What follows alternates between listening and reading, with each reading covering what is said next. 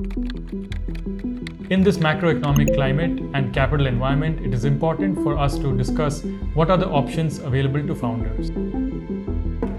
Therefore, we are here today to discuss what is a down round and how bad is it for your startup.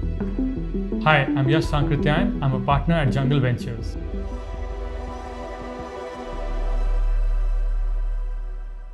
We believe that survival is the most important thing for a business, followed by product market fit, and then having enough cash runway to prove your product market fit, as well as keeping yourself and your team healthy and motivated. And therefore, if a down round is a necessity, then you would have to raise it.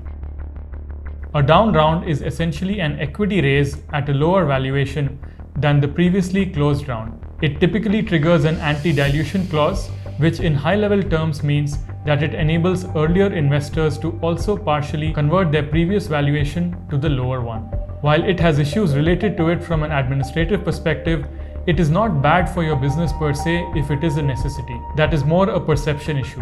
While of course no founder or investors want to see a down round for their company, it may become necessary because of the previous valuation, because of assumptions of the business plan which are not panning out, or just the capital environment degrading meaningfully.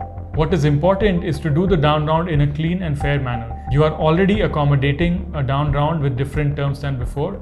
It's important that it should be in a clean and fair manner with no egregious terms being imposed on older investors as well as employees, and that should be the key focus.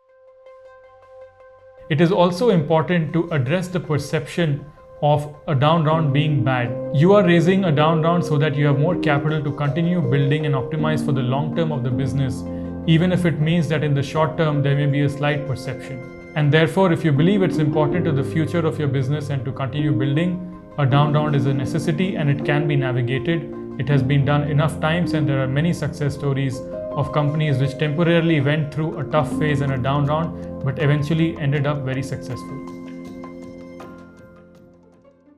Let's discuss what are the ways to optimize cash burn in your startup. Firstly, start with your core business versus non-core business. Your core business is the beachhead of what you are building. It's what is most important to your customers and derives the most future value for you. Your non-core business may be adjacent areas which you may have launched to either support your core business or as trials for future expansion, but they may not be in a core product market fit zone today. As a first step, what you should do is either shut down or delay your non-core business plans. This helps you save expenses. This helps the team also focus on the core business to optimize its metrics rather than be distracted over multiple avenues of optimization. Secondly, it is often unavoidable to have to start to reduce your fixed costs and in some cases variable costs. Your fixed costs are much less flexible and therefore cannot be scaled down in a hurry in case you find yourself in a tougher macroeconomic environment. Thirdly, audit your variable costs. What you want to do is see if they are in an efficient zone. From a percentage of revenue perspective or a percentage of margins perspective, are you spending sustainable and efficient amount of money to get the revenues that you're getting? And can that be further improved? This is important because in an economic downturn, while your business flows may scale up and down, the variable costs can scale up if you are not indexing them to the revenue slowing down at the right time, and you may end up overspending. Take some time to figure out which costs have to be cut, which costs can be scaled down and scaled back up. Do it in a manner so that it is one time, it is communicated as to what the intent behind it. It's particularly important to do this with respect to employee expenses and staff reductions because it can affect motivation as well as the culture of your business if things like this keep happening every few months.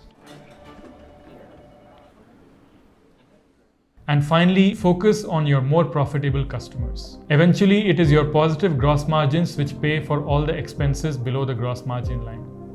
Your more profitable customers are typically larger customers or stickier customers, where the cost to engage with them and service them is lower. And therefore, as you are able to do more with these customers or find more customers similar to your profitable customers, you will scale your gross margins without having to scale your expenses proportionately.